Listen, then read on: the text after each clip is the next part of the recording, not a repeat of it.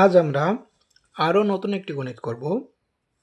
আপনারা স্ক্রিনে দেখতে পাচ্ছেন দেওয়া আছে ৬৫০০ টাকা যে হার মুনাফায় ৪ বছরে মুনাফা আসলে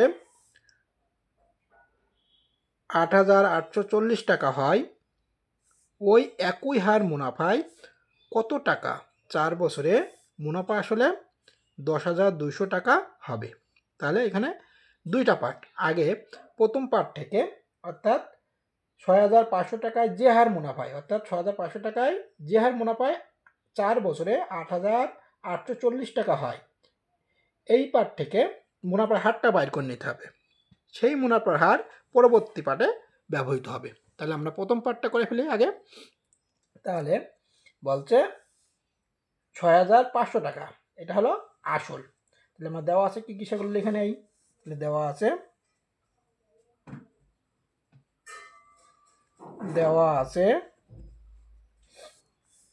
আছে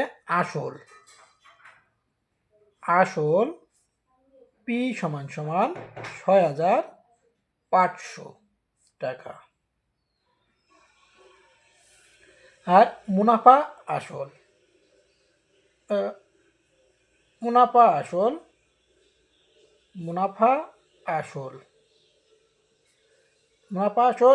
এ সমান সমান ৮,৮৪০ টাকা, এবং সময় n সমান সমান ৪ বছর। এখন এখান থেকে আমরা মুনাফাটা বাইর করে নেই। তাহলে মুনাফা আয় সমান সমান, আমরা জানি মুনাফা আসল থেকে আসল বাদ দিলে মুনাফা পাওয়া যায়। তাহলে আমরা মুনাফা আয় সমান সমান কি করব, মুনাফা আসল থেকে আসল বাদ দেবো। তাহলে ৮,৮৪০ বিয়োগ ৬৫০০ টাকা।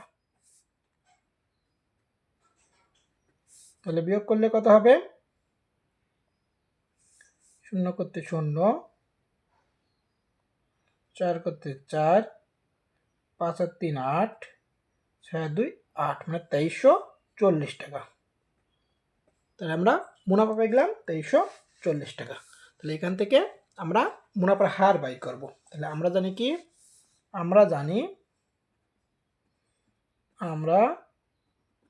জানি আয় সমান সমান পি আর এন। সূত্র কিন্তু একটাই, একাধিক সূত্র নয়। একটা সূত্র থেকে আমরা অনেকগুলো সূত্র বানাবো, কোনো একটা সূত্র মুছতে পারলেই হবে। তাহলে বা আমরা আর বাইর করবো। তাহলে আর রেখে দিলাম আই বাই পি এন। তাহলে আমরা মান বসাই এবার। তাহলে পাশেই বসাই। তাহলে আই কত? আই মানে হলো ২৩৪০। পি কত? পি মানে হলো ৬৫০০। এন কত? এন মানে হলো ৪। তাহলে আমরা কাটাকাটি করবো। ২ দুগুণ ৪, ২ এককে ২, ২ এককে ২, ৭ দুগুণ ১৪, আর একটা শূন্য আছে, তাহলে ০। এত। এখন এই শূন্য কেটে দিলাম। তাহলে উপরে থাকলো ১১৭ আর নিচে থাকলো ৬৫০। তাহলে আমরা এখন যে কাটাকাটি করি, তাহলে ১৩ দ্বারা যে কাটাকাটি করি, ৫ তেরং ৬৫, ৫০, শূন্য একটা ৫০, আর ১৩, ৯ তেরং ১১৭, ৯ তেরং ১১৭। তাহলে কি পাই? তাহলে উপরে থাকে ৯, আর নিচে থাকে ৫০, আর ২ গুণ করলে হয় ১০০। তাহলে ৯/১০০। এটাকে যেমন পার্সেন্ট আকারে লিখি তো ৯% লিখতে পারি, কিন্তু এটা যেহেতু আমাদের পরবর্তীতে আবার লাগবে, তাই পার্সেন্ট আকারে লিখলাম না, এইভাবে রেখে দিলাম। হ্যাঁ, ৯/১০০ আকারেই রেখে দিলাম। তাহলে আমরা প্রথম অংশ থেকে মুনাফার হার আর সমান পেলাম ৯/১০০। তাহলে এই আর পরবর্তী ধাপে কাজে লাগবে। তাহলে পরবর্তী ধাপে কি বলছে? ওই একই হার মুনাফায়, তার মানে এই ৯/১০০ এই হার মুনাফায় কত টাকায় ৪ বছরে মুনাফা আসলে এত টাকা হবে। তাহলে দ্বিতীয় অংশের ক্ষেত্রে আমরা কি লিখব? দ্বিতীয় অংশ ক্ষেত্রে যা যা দেওয়া আছে সেগুলো লিখি। দ্বিতীয় অংশ কি দেওয়া আছে?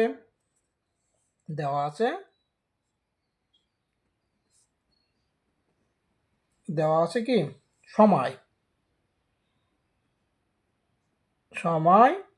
n সমান সমান 4 বছর।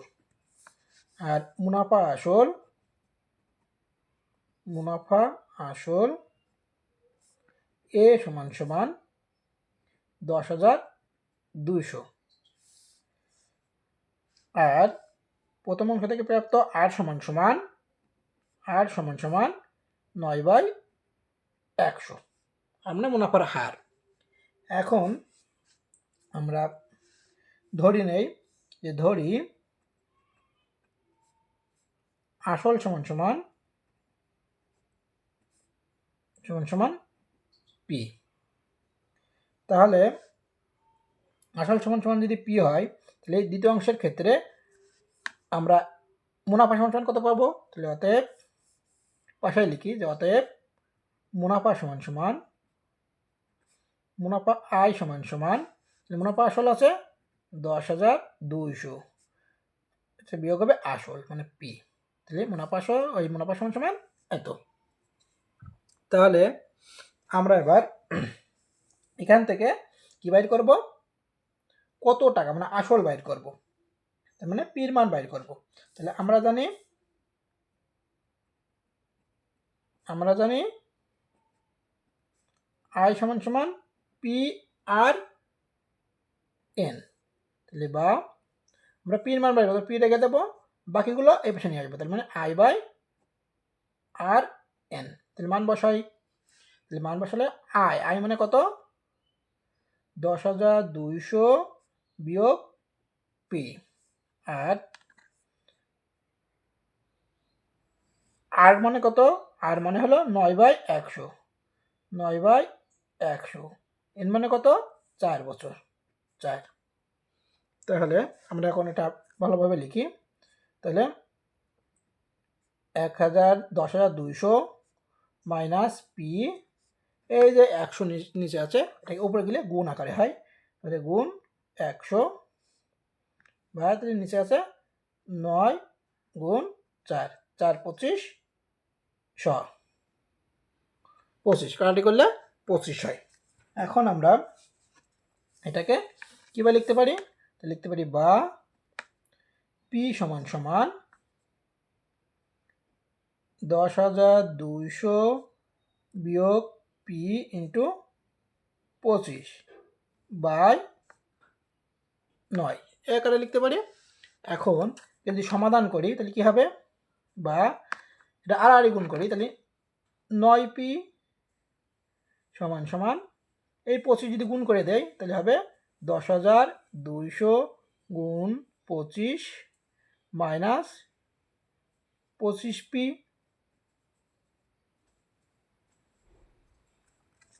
এবার আমরা 25p কে এই পাশে নিয়ে আসবো, তাহলে কি হবে? 25p কে যদি আমরা এই পাশে নিয়ে আসি তাহলে কি হবে?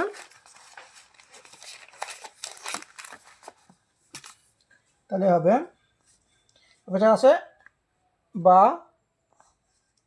এটা আছে 9p, 25p ওই পাশে ছিল মাইনাস, তাহলে পাশে আসলে হবে প্লাস